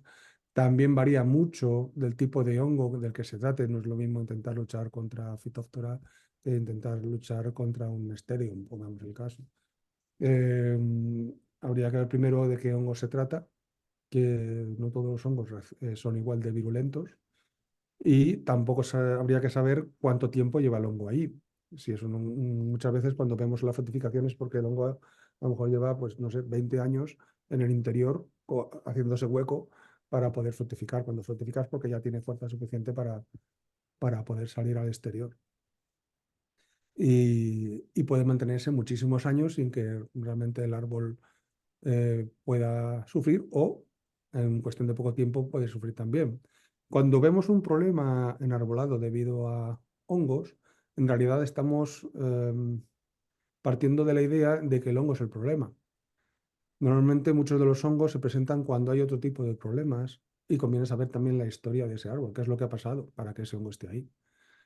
Porque muchas veces el resultado de una rotura de una rama es es el resultado de la conjunción de un montón de cosas. Léase falta de nutrientes en suelo, compactación, golpes, vandalismo, problemas de falta de riego, pueden ser muchísimas cosas. Y ante una debilidad, pues pueden empezar a aparecer patógenos y enseguida puede haber unos relevos de unos a otros, porque en cuanto hay una debilidad, muchos de los endófitos que están dentro van a dar la cara y van a asomar. Entonces, cada caso es un mundo. Para intentar combatirlo, pues se puede intentar. Hay algunos productos, no voy a mencionarlos porque también depende de si se usa en forestal, si se usa en medio urbano o si se usa en jardín privado, pueden cambiar y cada vez la verdad es que nos están restringiendo cada vez más el abanico de productos, digamos, que legalmente se pueden aplicar en arboricultura. Lo mejor en el caso de los hongos, más que intentar combatirlos, es prevenir desde el principio los problemas que puedan acarrear. Y la endoterapia, pues la endoterapia pues, es como todo. Si el problema es del hongo y no es una falta de vitalidad o otro tipo de cuestión, primero hay que averiguar si realmente ese es el hongo el causante del problema, pues puede dar mejores resultados o peores también del tipo de la especie de árbol que tengas y de lo que intentes combatir. No sé si quieres añadir algo ya. No, no, no. A ver, hay Tene- más. Se Sí, puede tenemos matizar una cualquier cuestión más. pregunta Carlos Mayen. A ver. ¿Se puede micorrizar cualquier especie? Sí, de hecho, el 90 y casi 90 y mucho por ciento de las plantas están relacionadas con los hongos. Y cuando no lo están, normalmente son plantas acuáticas. Es decir, la permanencia en la tierra de las plantas depende en buena medida de la asociación con los hongos. O bien son endomicorrizógenos, o bien son o incluso hay unos que son ectendomicorrizógenos, según la planta de que se trate. Entonces, siempre va a ser beneficioso el intentar que haya una micorización de cualquier tipo de hongo con micorrizógeno con las plantas. Cuando Miguel, quitamos... a ver. sí, Miguel Díaz pregunta que cuando se quita un árbol que ha sido atacado por un determinado hongo, ¿cuál es el proceso para plantar otro árbol? ¿Tiene un plan B a la hora de elegir la especie del árbol con que debemos sustituir a la especie que hemos tenido que arrancar? Hombre, depende de qué árbol sea también. En el caso de la grafiosis, por ejemplo, si hay un problema de grafiosis, hay incluso ya variedades que son más resistentes, o cultivares que se han obtenido, que son más resistentes a según qué cepas de hongos, en el caso del ofiostoma, ¿no? Pero para otros hongos yo creo que está todavía esto bastante en pañales en cuanto a búsqueda de cepas o de cultivares que puedan ser más resistentes a determinados hongos. Sí puedes cambiar de especie. Por ejemplo, si el problema que has tenido es con un hongo que ataca coníferas, pues oye, pues planta en ese sitio un emplenifolio, porque será más complicado para ese hongo especializado en coníferas intentar atacarlo. El proceso de plantación, pues bueno, pues de eso sabes tú más que yo.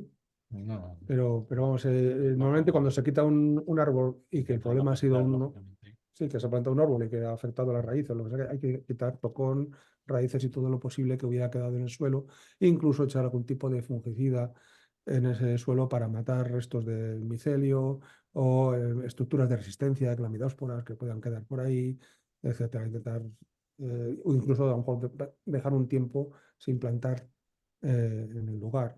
También depende de qué hongo sea. Sí se puede. Lo Sí. de los fungicidas, cada vez, Y si se puede, como claro. sabéis, no hay ya prácticamente ninguno que esté autorizado, por lo menos para la jardinería pública. Productos, Arturo Ramírez pregunta, productos favoritos para desinfectar las herramientas de poda y a qué concentración. Bueno, ahí se pueden utilizar, eso es una buena estrategia preventiva, porque muchas veces los mismos podadores hacen de vectores de multiplicación de hongos si no se limpia la herramienta. Normalmente se suele utilizar o lejía al 10% en agua, y también se puede utilizar alcohol al 70 o al 90, ¿vale? Se puede utilizar también como desinfectante. Juan, Gracias ¿tienes por el antes libro. otra También pregunta? los hay comerciales, ¿eh? Perdona, Ana. Que digo que tienes otra pregunta, me parece, en delante tenías Perdona, del gel. el El Glomigel, sí, que aparece en la diapositiva, ¿Se ha utilizado? que sí se ha utilizado para trasplantes de árboles. Pues la verdad es que no lo sé. Cuando yo visité la empresa que produce esto, lo utilizaban especialmente para hortícolas, ¿vale? Pero en el proyecto LIFE que os he comentado antes, utilizaban también la misma especie, el Glomus, los glomales, que son, digamos, el hongo estrella de los endomicorrizógenos, porque es que le da todo. Entonces, al ser el mismo hongo, podía funcionar igualmente, claro, sobre el arbolado. Sobre el arbolado que sea endomicorrizógeno, claro, porque si no, no se va a asociar con ellos. Por ejemplo, si es una fagácea, pues los males pues igual tienen menos papeletas que si los relacionas pues, con una oleácea o con una ulmácea. María Teresa, gracias por el libro, maravillosas fotos y textos. Muchas gracias a ti, María Teresa, porque veo que tienes, que tienes un ejemplar. ¿Se podrían plantar árboles para inocular sobre ellos especies de hongos en peligro de extinción o interesantes como forma de exposición y muestrario para mejorar la cultura micológica? Bueno, gran pregunta, gran pregunta. Vamos a ver, cuando la Eso pregunta... a Pablo, Pero, o sea, que me puede tirar aquí estar media una hora. hora aquí hablando sobre Vamos a ver, el problema Interesante pregunta, Andrés. el problema de inocular sobre un árbol ya establecido es que el terreno y el entorno que tienes no es estéril. Es decir, tú estás intentando meter un hongo en una zona donde tienes un montón de gentuza que va a intentar echarle fuera. Es decir, otros hongos que van a competir con el que tú intentas meter. Por eso normalmente cuando se micorriza con algo, te venden ya en plantón de vivero. Es decir, que desde la infancia más tierna, la encina ha estado en contacto con un suelo estéril en el que solo ha estado el hongo allí y que lo ha tenido todo para él. Entonces es más fácil que esa micorrización perdure cuando lo pongas en un terreno, digamos, silvestre, porque ya está establecido y ese va a luchar desde las raíces del árbol para que no entren otros. Pero cuando ya tienes un árbol en el lugar, pues va a ser bastante más complicado.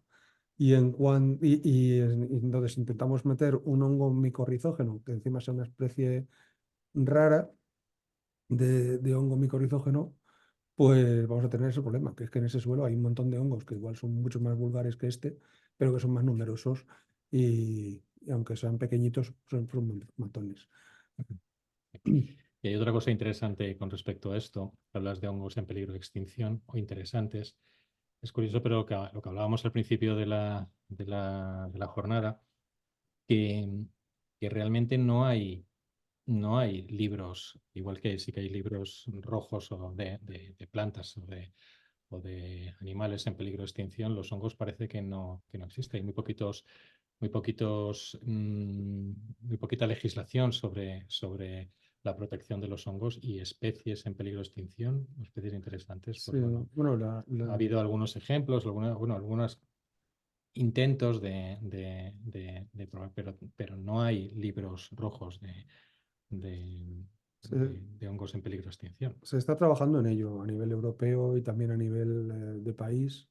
Y aquí en España soy consciente de que la Sociedad Ibérica de Micología está trabajando sobre la elaboración de un listado de especies amenazadas. Arturo, si se ha compartido enlace al libro seguido en la presentación. El libro está en venta, no hay una versión digital del libro. Eso, si te interesa, pues está en Amazon, en la Asociación Española de Arboricultura, también lo tiene dentro de porque es libro recomendado por la EA. Y bueno, y si nos escribís también, pues podemos daros algún ejemplar. Vamos, bueno, daros. Prácticamente se vende. Andrés, ¿qué especies desterraríais como más propensas a sufrir ataques de hongos peligrosos? ¿Qué especies? Especies de árboles, me refiero. De árboles, ¿no? Bueno, eso también. Uf, buena pregunta. Sí, sí. Pero ¿en dónde? No, supongo En que general, ¿no? te refieres a que pudiera haber una serie de especies que pudiéramos quitar de las ciudades porque son más propensas a Hombre, sufrir los ataques de peligrosos. crecimiento rápido suelen tener la madera más blanda. Pero también de cómo estén de cuidado, de si han sido terciados o hay otro tipo de trabajos de ese estilo, en los cuales esas heridas enseguida. Realmente un árbol, si lo dejas a su ritmo y no tiene muchas interacciones, puede prosperar sin muchos problemas, pero en las ciudades Complicado. Es complicado decir una especie que no. sí. Sí, Complicado. porque Más hoy en día. cuando no es un hongo es otro. Es decir, todos los árboles van a tener hongos asociados que pueden ser terribles para su estructura. El cómo lleguen a esos árboles es quizás más el problema, ¿no? Yo creo que sobre todo hay que tratar el tema de la prevención, más que el de desterrar al pobre árbol que el hombre. Un poco. Luego a este hilo, Andrés también pregunta, claro, que, por ejemplo, en arbolado urbano, el arce, el hacer negundo. Es verdad que el negundo, pues bueno, cada vez se planta menos precisamente por eso. Que haya que talarlos todos, pues no. Ahora, es verdad que cada vez se planta menos en entornos urbanos el negundo, al igual que otra serie de especies se dejan de plantar por los problemas que tienen, no solo de hongos, sino pues, de otro tipo. Miguel Díaz dice que si es distinta la forma de abordar un ataque de hongos en función de si el árbol está en un alcorque o si está en plantación abierta. Hombre, el hecho de que esté un alcorque ya limita bastante el actuar sobre el suelo. Eso ya es un problema. Y si no está en alcorque, es más fácil también que pueda tener algún tipo de micarización o de que haya humus en el suelo. Yo creo que tenemos que acabar un poco con la idea de que las hojas y los restos del arbolado son suciedad en la ciudad, porque precisamente eso es de lo que se alimentan los hongos que luego benefician tanto a los árboles, ¿no? Esa materia orgánica que luego se añade como abono. Especialmente en los parques, la verdad es que se podía dejar. En principio, no influye tanto a efectos de tratamiento, en el caso de que haya que tratar el que esté o no en alcorque, porque se suele actuar mucho en la parte aérea. Sí. Pero claro, influye si eso está en la ciudad o está en tu jardín particular.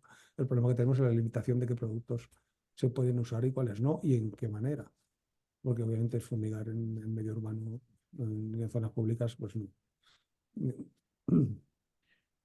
Arturo habla de bueno, que si se va a grabar, que es muy interesante, y dice una cosa que la verdad es que me alegra, que ayuda a ver estos hongos de otra manera. Sí. Realmente es lo que estamos intentando desde hace muchos años, el poner en valor todo un reino que tantas cosas positivas tiene, porque tiene muchísimas especies beneficiosas y no solo las perjudiciales, como se ha visto, sino también muchas otras que ojalá de verdad que se trate de otra manera a los hongos y se estudie y se comprenda un poco más las relaciones que hay entre toda esa biodiversidad urbana, donde los hongos forman una parte fundamental. Sí. Me alegra mucho que No son se todos vea de otra malos, manera. Algunos tienen su corazoncito. Diego, como regla general, habría que talar o eliminar más pronto que tarde un árbol con ataque de hongos por el peligro que conlleva. Pues no necesariamente. Realmente lo importante, claro, es un plan de gestión del riesgo del arbolado urbano. Cuando se detecta un árbol, pues es lo que hablamos antes del check. Bueno, tiene cuerpos de fructificación, tiene pudrición, a talarlo. No creo que sea la idea de esto. Primero, desde luego, es saber el hospedante, saber el hongo que está atacando al hospedante, saber cómo evoluciona esa pudrición, qué tipo de pudrición hay o puede provocar ese hongo y en ese hospedante, porque hay algunos que, bueno, pues provocan un pequeño hueco, pero como sabéis, un hueco tampoco es nada peligroso. Si no hay otra cosa que motive, pues puede aguantar muchísimo un árbol hueco sin colapsar alguna de sus estructuras. Entonces, primero saber qué hongo, saber cómo evoluciona y luego vigilar muy bien a lo largo del tiempo, pues cómo va evolucionando ese Sí, también ese peligro hay que que tener en conlleva. cuenta a ver qué diana tiene y si realmente merece la Sí, pena bueno, hacerle algo, porque si está el pobre ahí, el árbol ahí solo, o tiene una abeja alrededor, o está en zona que no es pública, y aparte que los agujeros que se van creando también son nichos de biodiversidad. Y ahora incluso se replantea el uso de árboles muertos para aumentar la biodiversidad en las ciudades. en zonas apartadas, Claro, por supuesto, y con ejemplares que no supongan un riesgo a los peatones, claro, que es claro. el tronco y 4 ramas. Álvaro Mejías, ¿qué opinión tenéis sobre el uso de Mastix en el sellado de heridas de poda? Bueno, Esta- eso hay mucha gente que esta- todavía se lo está preguntando eso. Esto es Sí, una pregunta, buena pregunta. sí, es una cuestión común. Muchos apelan de que hay que dejar que el árbol cicatrice por sí solo, otros claro, que hay que sellar eso rápido para impedir la entrada de hongos a las heridas. Realmente como se pueden dar las dos cosas. Que sea un beneficio y a su vez un problema para el árbol. Pues bueno, Depende de el tratamiento que estés dando y dónde esté situado cada árbol. Cristian Pacheco dice, buenas tardes, estuve en un curso hace tiempo que nos indicaban que habían hecho varias pruebas en un Populus canadiensis con ataque de hongos xilófago, que cualquier tipo de intervención sería de poda hacia el hongo. No, sería de poda hacía que el hongo fuera mucho más virulento. ¿Qué opináis sobre esto? Bueno, lo primero es saber qué hongo realmente era el que estaba atacando el Populus. yo no entiendo. Y sí, parece ser que comentaron que si se podaba, hacía mucho más virulento el hongo, Ah, ¿no? sí, bueno, ¿y quién opina que dejando, si no hay riesgo y se deja la madera, digamos que el hongo tiene comida por donde seguir tirando en vez de buscar en lo que quede cuando podes? A lo mejor va por ahí los tiros. Sí, bueno, habría que ver mucho esto. Los Populus y la poda no se llevan muy bien. ¿Qué hongos entomopatógenos, pregunta Francisco Javier Solano, hay disponibles para el control de picudo rojo de las palmeras? Pues entre los hongos que se están usando para entomopatógenos está la Beauveria bassiana. Hay una mezcla incluso que se llama Beauverine comercial, no sé si en España se vende.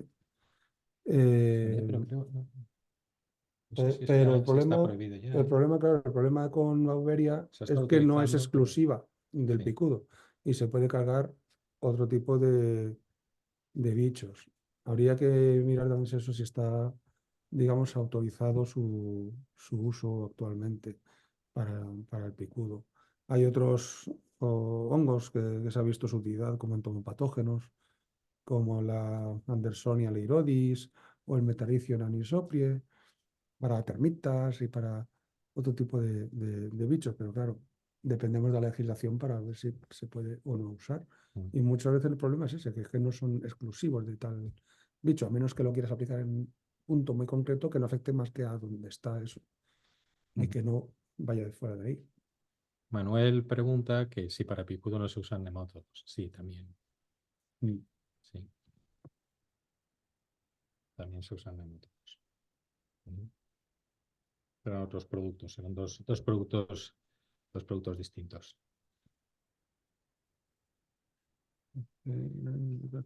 Bueno, ¿Qué hongos el no, está tomógrafo ya. de impedancia eléctrica?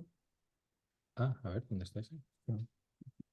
Ah, vale, perdón. Enrique nos pregunta que en el tomógrafo de impedancia eléctrica el color rojo, baja conductividad, nos refleja si hay cavidad en el interior o si no existe cavidad. La zona de degradación de este por contener mayor humedad. Bueno, el tomógrafo de impedancia eléctrica funciona distinto al tomógrafo sónico. Es decir, no es tanto los colores, no indican tanto una mm, a ver, refleja si hay cavidad en el interior o si no existe cavidad. La zona de degradación de este por contener mayor humedad. Vale. De todas formas, a ver, con los tomógrafos de impedancia eléctrica hay que interpretarlos de una forma un poquito más avanzada que en el caso de el tomógrafo sónico, porque el tomógrafo sónico sí que es verdad que es el sonido que atrae, y excepto si hay grietas o hay alguna serie de efectos en el interior del tronco, pues nos va a dar si en el interior hay o no algún tipo de defecto físico. Pero el tomógrafo de impedancia eléctrica depende de la especie. Depende de la especie porque como es un tema eléctrico y se genera, pues eso se mide conductividad o resistividad el, mm, eléctrica, pues hay algunas especies, por ejemplo el eucalipto, que por el hecho de tener sustancias eh, que deben transmitir la electricidad de forma más rápida en el interior, pues nos da unos patrones inversos a los de otro tipo de especies. Es decir, lo normal es que si fuera albura duramen, el duramen es más seco, por decirlo de alguna manera así más fácil que la albura, que es por donde lógicamente está pasando el agua para arriba y para abajo. Y por lo tanto sería más seco la parte interior y sería rojo, de color rojo, y la parte de la albura estaría de color azul. Si hubiera una pudrición activa en el interior del duramen, pues se tornarían esos colores. En el centro habría azul porque el hongo, al estar activo, pues produce un incremento de humedad y por lo tanto de conductividad, y la parte de la albura estaría en rojo. Eso sería lo normal. Pero se pueden dar el caso contrario. Ya digo, por ejemplo, en eucalipto y en otra serie de especies donde la conductividad en el interior del tronco es mayor en el duramen que la albura, y por lo tanto el interior aparece azul y el exterior aparece rojo. Con todo esto hay una variabilidad muy grande cuando utilizas un tomógrafo de impedancia eléctrica y conviene interpretarlo junto con saber la especie, incluso el hongo, si está o no activo, y con el otro tomógrafo el tomógrafo sónico y con los resultados también del resistógrafo, para realmente saber qué es lo que pasa en el interior. A ver, hay una nueva. ¿Qué pensáis de la teoría de que la mejor lucha contra un hongo presente en un árbol es mejorar en todo lo posible las condiciones hídricas y nutritivas del árbol, como norma general? Hombre, las nutritivas, como norma general, sí, pero las hídricas, ahí ya no estoy tan de acuerdo, porque pensad que los hongos también les gusta mucho la humedad. Si tienes una fitóftora que entran además normalmente por las raíces, te está causando unas pudriciones radicales y en cuello y le estás poniendo agua, lo que vas a hacer es favorecer casi más al hongo que a la planta, porque el hongo va a tener más opción de conseguir, de tener humedad en el suelo, y entonces va a progresar más rápidamente. Así que como norma general, lo de regar no estaría bien. Habría que ver caso a caso, pero y también cuál es el hongo, ¿no? Pero ya he visto, en el caso de Phytophthora, por ejemplo, estás beneficiando, o de cualquier hongo patógeno del suelo, le vas a beneficiar si riegas. Maite, buenas tardes. Hay muchos libros de hongos, pero muy pocos dedicados a la arboricultura. Es de agradecer el trabajo que habéis realizado y el grado de detalle para que nos dedicamos al cuidado de los árboles. Muchas gracias por la proximidad con la que nos habéis acercado al fantástico mundo de los hongos. Hombre, muchísimas gracias a ti, Maite. Gracias, Maite. ¿Eh? Un placer. Todo lo contrario, esto se agradece, se agradece.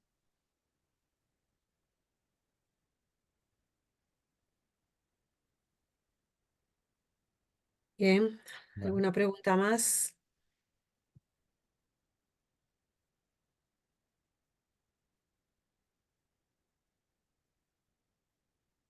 ¿No? Bueno, yo aprovecho para ir, si no, despidiendo a nuestros ponentes, darles las gracias también a todos los participantes. Si alguien tiene alguna pregunta, que la vaya escribiendo en el chat, todavía estamos a tiempo. Si no, bueno, Juan, Pablo, ¿qué os digo? Bueno, la gente os está dando las gracias. Ahí lo tenéis. El libro es súper interesante y la charla yo creo que nos ha dejado a todos un poco anonadados. Lo que nos habéis enseñado sobre este mundo tan bello y tan desconocido, como es el mundo de los hongos. Así. Es algo tan, bueno, tan rico, pero del que se habla mucho, pero yo creo que se conoce poco en profundidad. Hablamos todos, pero así que yo de verdad que encantada, encantada de que estéis aquí en Anja, de que no sé, acerquéis a todos los socios y a todo el que quiera conectar con nosotros vuestra sabiduría, vuestra experiencia. No os puedo dar más que, repito, 1000 veces las gracias, que esta es vuestra casa, que ya lo sabéis, y que estamos para todo lo que queráis. A los asistentes, gracias, que una semana más hemos compartido esta jornada. La sapiencia de nuestros asociados, creo que es súper, súper interesante llegar a todo el mundo y que si queréis, la semana que viene continuamos. Así que muchas, muchas gracias. Gracias a vosotros también por la organización y por darnos la oportunidad de hablar un poquito de este reino. Pues nada, Muchísimas nosotros gracias. encantados, encantados de daros esta y 1000 veces más la oportunidad de estar juntos. Así que bueno, que tengáis una buenísima tarde y un buen fin de semana que se acerca. ¿Vale? Muchas gracias. Gracias a todos. Gracias. Hasta luego.